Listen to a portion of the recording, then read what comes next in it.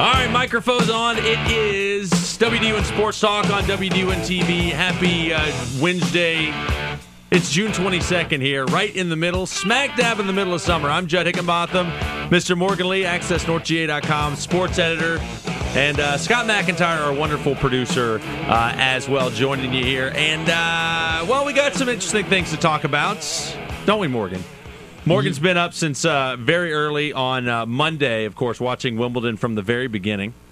I do love me some tennis played on grass. It's unique. It's different. Of course, nobody serves and volleys anymore, which I wish they would. Yeah, I know, it's true. The big tall dude, Isner or whatever, the American actually does tries, but I mean, it takes him so long to get to the net that everybody just it's like you try to whack the crap out of the ball and out volley everybody now, and it's just not. I mean, serve and volley tennis it was so effective with the guys who could do it right. I mean, Pete Sampras, I think, was the last guy who really did. I mean, Federer can do it, but that's not. He doesn't rely on it. You give me Boris Becker, and I'll show you good tennis. Am I wrong? Oh yeah, right. I remember old Boris with the teeny tiny Schultz, the German. He did. I still liked him. I have no idea why. All right, so there you go. There's your tennis. We really could do a whole show on Wimbledon. I think we're two of the last people that actually watch Wimbledon. I love Wimbledon. Of course, the fact that I'm half English, I think has something to do with that. But, It more than likely. I figure you're a soccer guy. You got to kind of like the other European sports. Right? I like pretty much everything, but there's certain things that I don't know, just have a bit more affinity for. All right. Well, there you go. All right, so coming up, we will talk a little high school football. There's some interesting camps going on. East Hall is heading out of town to be a part of something that's coming up tomorrow, and maybe they're headed to Cleveland, Ohio. We'll tell you about that in a little bit, as well as something you might not know about happening down for a couple of Flowery Branch folks as far as weightlifting is concerned, which is very interesting, something that Morgan is working on some stories on right now. But let's start with what's happening tomorrow night, the NBA draft. You might not even know it was happening because if you're a Georgia Tech fan, there's some guys that are probably going to get drafted, not very high. If you're a Hawks fan, they're not picking very high. So, this is, I guess locally it's not getting as much pub as elsewhere, but Hawks are picking with the 48th pick. Do you get quality with the 48th overall pick? In the NFL draft, yes. Yes. NBA draft, not so much. That's exactly what I was thinking, too. It's like, okay, NFL draft, you get quality in the 4th or 5th round or wherever, the 200th pick. I mean, the guy's going to be decent, but 48th pick, I don't know. But the Hawks, let's see if they go out and get them a big man to try to move Al Horford away from the center and get him over to the power forward, playing the 4. They need that, and we'll see what they end up doing. I'm not sure. They lose Jamal Crawford. They need a score, but they're not going to get a score with the 48th pick in the draft. And certainly not. Well, at least not somebody that's not a huge project. And I mean, you never know. Lightning can strike, but I can't imagine that number 48 is going to come in and make much of an impact in even in year 5, let alone year 1. Yeah, exactly. People seem to think that Kyrie Irving, the point guard, is going to go number 1. He's from Duke, of course. I'll give you a name that Georgia fans probably know. Brandon Knight, the point guard, the guard for University of Kentucky, I think is going to be a stud in the NBA. I think he's going to be very good. And you look at the mock drafts, which annoy me, but at the same time, if I see a mock draft, I got to click on it, no matter what the sport, even if it's hockey, it doesn't matter. But they have him going somewhere in the top 10. Some people have him going 3rd, some people have him going 6th or 7th. But let's talk about some of the local guys, which we've mentioned before. Georgia has a couple guys that should get drafted tomorrow night.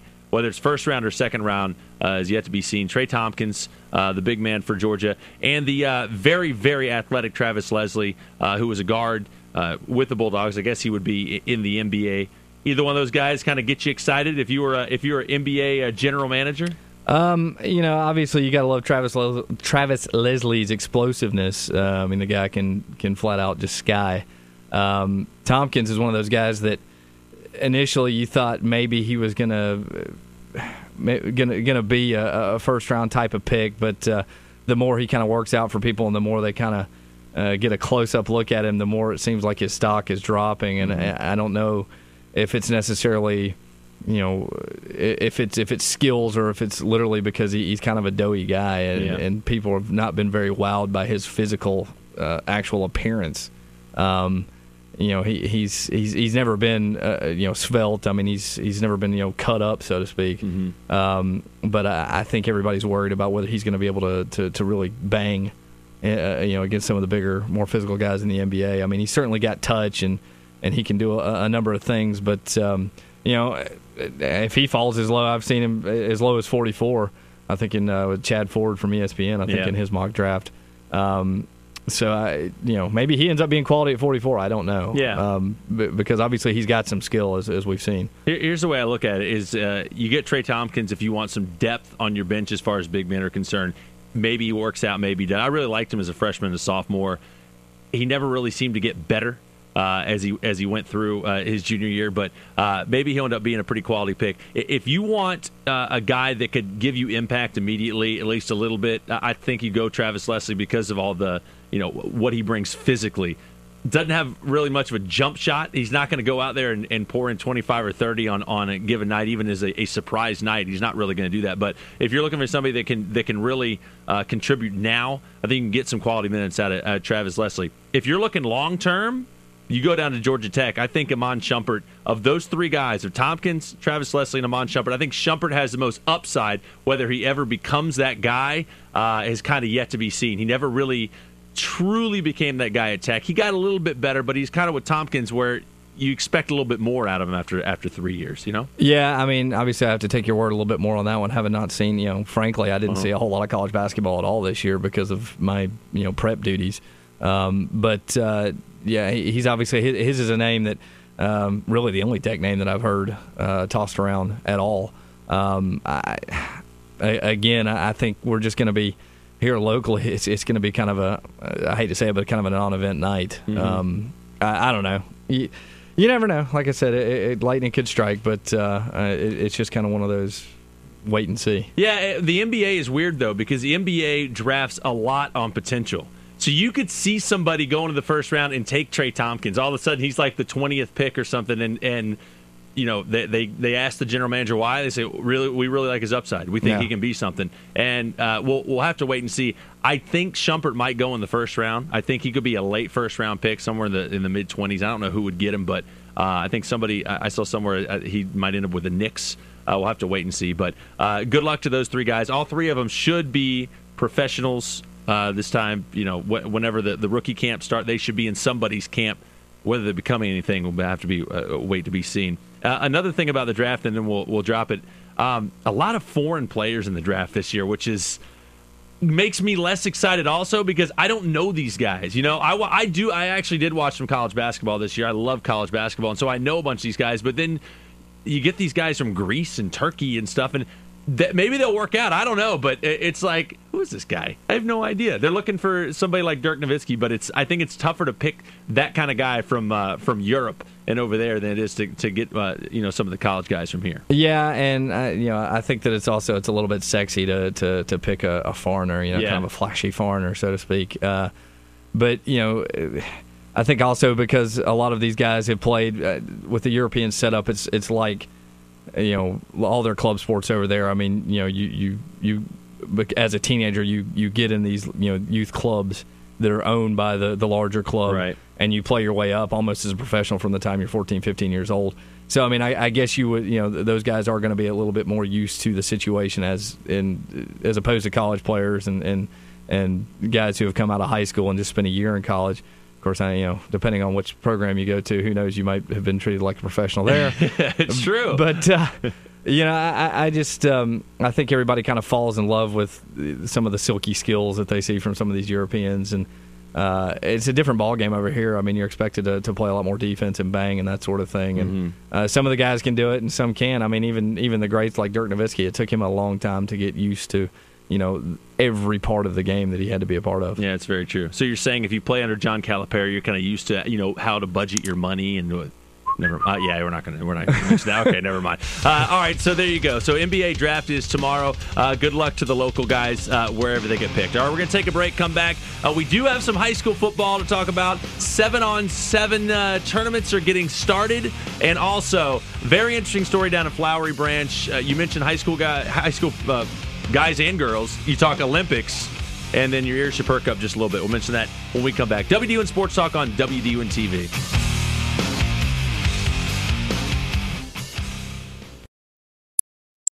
At the offices of Dr. Norman Peets, DDS on Green Street in Gainesville, patients have all their general dentistry needs explained. Ask about sedation dentistry. Dr. Peets' team of professionals puts you at ease. Dedicated, experienced professional. He's Gainesville's family dentist. Dr. Norman Peets, 615 Green Street in Gainesville.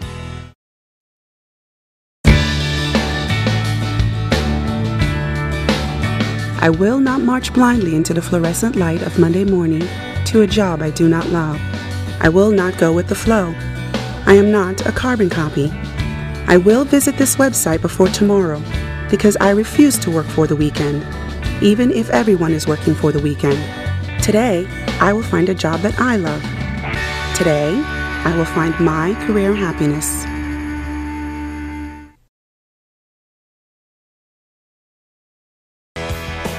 Rolling on here, WDUN Sports Talk on WDUN TV. Go to youtube.com and search for WDUN Sports Talk. We're all over the place, along with the dancing babies and the talking dogs and the Star Wars guy with the broom. And yeah, go look the Star Wars guy up. Yeah. I wonder what that kid's doing now. You know? In fact, there was the South Park episode making fun of all those guys was on a couple nights ago. Really? Pretty funny, yeah. I have to watch that. I've never seen that one. All right.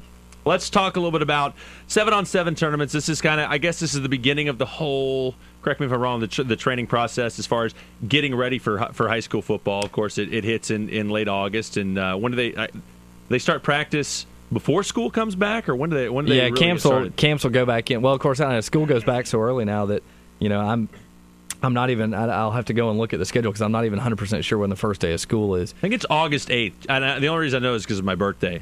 And I'm offended because school was never on my birthday. My birthday meant there was still 3 weeks left to go before school started. It's a different world. Now we're starting to sound like old farts. I know, right? Exactly. Usually, traditionally, camp will start about a week before school now.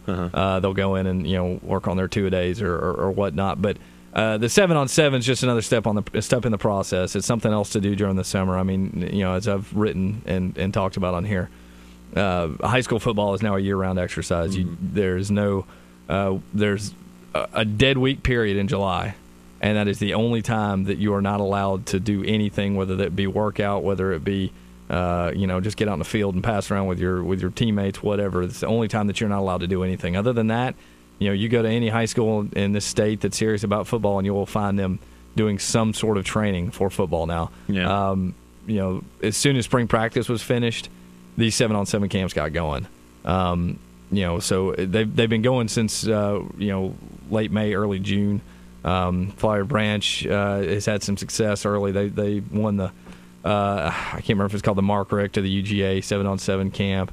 They won another one a couple weeks ago, and I'm blanking on which that one was. And they went down to St. Pius. They've been all over the place. Teams like Gainesville, Flowery Branch that really rely on that precision passing game. They've been in a lot of different camps. Some of the teams that play the wing tee, the more ground-based game, don't put so much into the 7-7s. I mean, they do them because you always want your quarterback to have a rhythm with his receivers and everything. But if you're running the ball 50 times a game, how much do you really get out of a 7-on-7? Yeah, let me ask a couple of dumb questions. 7-on-7. So what are we talking? 3 down linemen or no linemen involved. Okay. 7-on-7 is purely backs. Okay. Quarterbacks, receivers against.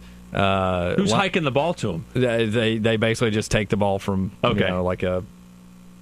Sometimes there have been occasions. Just kind of hold it out in front of them and they just do like that. Okay. Exactly. There have been occasions. 1 Mississippi, 2 Mississippi. Yeah. Okay. There have been occasions where coaches will kind of snap it back to them like in a shotgun. But anyway, and they're taking on defensive backs and linebackers, and it's basically just all about trying to work on your skills and your understanding with your teammates.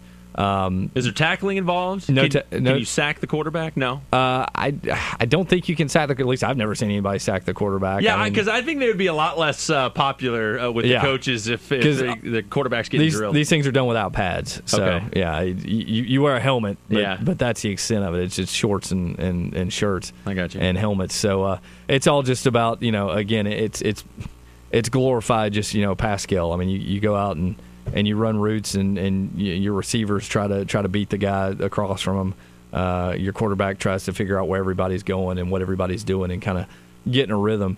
How much do they mean for the regular season? that's negotiable. Yeah. I think certainly they play a role in your quarterback and your receivers understanding each other. I think it plays a role with your defensive backs learning how to turn and read coverages and that sort of thing. But as far as a team, if a team wins every 7-on-7 that they play in, that doesn't mean that they're going to win every game that they play in, because there's so much more to it. And I'm looking at doing a story later in the summer about linemen, because when you've got all the glamour boys out there doing the fun stuff, what do linemen do during the summer? Yeah, I mean, sure. They lift and eat Twinkies. A lot of it. Now they have started introducing these things called lineman challenges and that sort of thing. Well, I mean, they've been doing that for years, but they're getting a little bit more popular. A lot of times at 7-on-7 camps, they will have them, directly kind of across in the next field where they'll. It looks kind of like a tractor pull or something. They'll hook each other up to each other with a rope and see who can drag the other one. Really? Yeah, it's kind of fun to watch. It really is. I'd watch something like that. Yeah. I mean, and the other linemen gather around and they're cheering them on. I mean, it's like a strongest man competition. Yeah, very much. That's hilarious. Sometimes I think that's more exciting than watching the passing leagues. We've had some guys like right next door to the studios here that have for charity they're pulling buses and stuff behind them and everything else. So yeah. Maybe they could do something like that. Yeah, absolutely. But anyway, there's a couple, as you mentioned, East Hall's big tournament that they're going to be competing with some fairly big name. Yeah, Atlanta they'll be schools. at Grady. They're going to be at Grady. This is Thursday. That's tomorrow, June 23rd. Grady, MLK. I mean, some teams that are usually very good. You got Jonesboro on there. I believe one of the Carver teams. Now, whether it's Columbus or Atlanta, there's a huge difference between those two. Yeah. But I think one of them is going to be there as well. So, good luck to them. The winner of that tournament, by the way, goes to the national finals or something in Cleveland, Ohio. Yeah. So, anyway, sorry. I was going to say, and there's several. I mean, Flower Branch has got their air raid tournament next Wednesday, I believe. There's going to be the big FCA passing camp in Oakwood on Thursday. Later in the summer, Flower Branch will be participating in another statewide where winners go on to a national thing. Mm-hmm. So it's become a big thing in and of itself. And kids, kids are competitive. Everybody's competitive. They want to go out and win these things.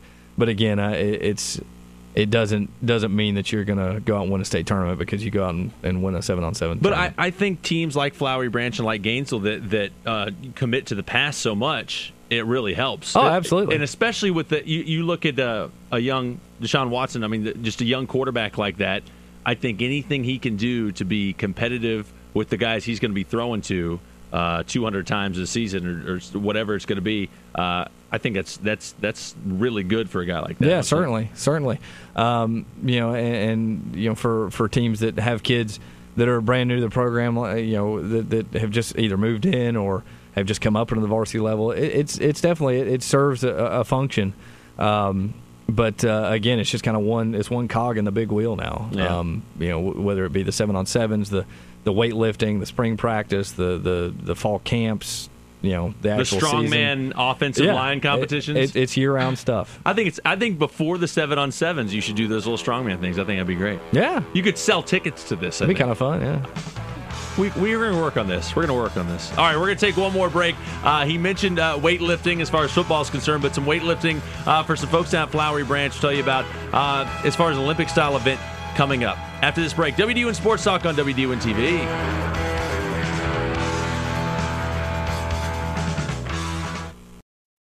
At the offices of Dr. Norman Peets, DDS on Green Street in Gainesville, patients have all their general dentistry needs explained. Ask about sedation dentistry. Dr. Peets' team of professionals puts you at ease. Dedicated, experienced professional. He's Gainesville's family dentist. Dr. Norman Peets, 615 Green Street in Gainesville.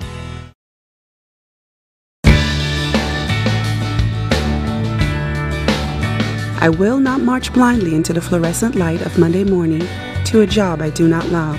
I will not go with the flow. I am not a carbon copy. I will visit this website before tomorrow because I refuse to work for the weekend, even if everyone is working for the weekend.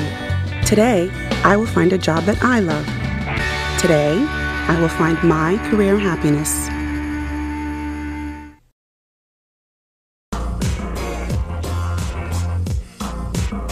All right, wrapping things up here. WDUN Sports Talk on WDUN TV. Again, YouTube.com. You can see all of our broadcasts. We do it every week. We try to do it on Wednesdays. either 11:30 or 12:30. After Allegheny comes on, our buddy Scott McIntyre puts up what time it's going to be on. What were you going to say? I was going to say or Thursday. Or Thursday. Whatever works. Depending on people having babies or getting married or, who knows. There's no telling. But, no, we'll keep you posted for all that. All right, let's talk about an event that's coming up, an Olympic-style event as far as weightlifting is concerned. And we have some local people that are very involved in this. This is stuff I really didn't know about. You're working on some features for it, but some interesting stuff going on down in Flowery Branch. Yeah, there's a feature up on the website right now just about, kind of the basics of what's coming up this weekend. I'm going to do another one leading into Friday about 3 kids from this area who are going to be participating in this USA weightlifting, it's what's called National School Age Weightlifting Championships, which will be taking place at Flowery Branch High School Friday, Saturday, and Sunday. These championships are for kids age 17 and younger, and they take part in what are called Olympic-style weightlifts, which there are 2 main Olympic-style weightlifts. There's the clean and jerk and the snatch. No laughing out there. Right. But they're full body lifts. They're very difficult to perform.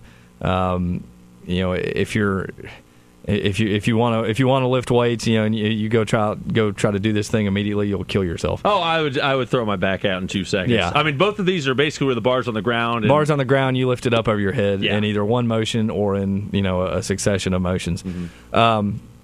Anyway, so there are 3 kids in particular right now at Flowery Branch who are on top of their game in this. 2 of them are rising juniors. One of them is a rising senior. Mm-hmm. So this is her last shot. Her name is Ellen Kircher. This will be her last shot at winning a national title. She's already represented the United States. All 3 of them actually have represented the United States in a world school age championship. That's really cool. Yeah, down in Peru. Yeah, got to go to Peru in May and take part in this. And she holds the national record. She weighs about both in the snatch and the clean and jerk. She weighs about 105 pounds, and she can lift. In one of the events, she can lift about 150 pounds over her head. That's unbelievable. Yeah, it's it defies. You meet her; she's such a tiny little thing, and so polite and reserved, and you're like, pound for pound, she's 10 times as strong as I am. Well, good luck to them. We're running out of time, but what time, or when is this happening? It'll be Friday, Saturday, and Sunday at Flowery Branch High School. Check accessnorthgeorgia.com. It'll have a full schedule on there by Friday. And the thing will be webcast too, so you don't even have to go if you don't want to. Really? Yeah, that's very cool. So there you go. Yeah, go check out Morgan's article. Very interesting stuff, and good luck to all 3 of those guys. I hope they do really good things. I mean, representing the United States, that's pretty cool. Yeah, it's pretty impressive. There's not a lot of high school people who have gone to Peru, have gone to Malaysia, gone to Slovakia. These are the kind of places these kids have been able to go. Yeah, absolutely. That's going to do it for us. Scott McIntyre, thank you as always, our producer. Hey, there he is. Ladies, he's still single. We'll talk to you next week. WDUN Sports Talk on WDUN TV. Bye.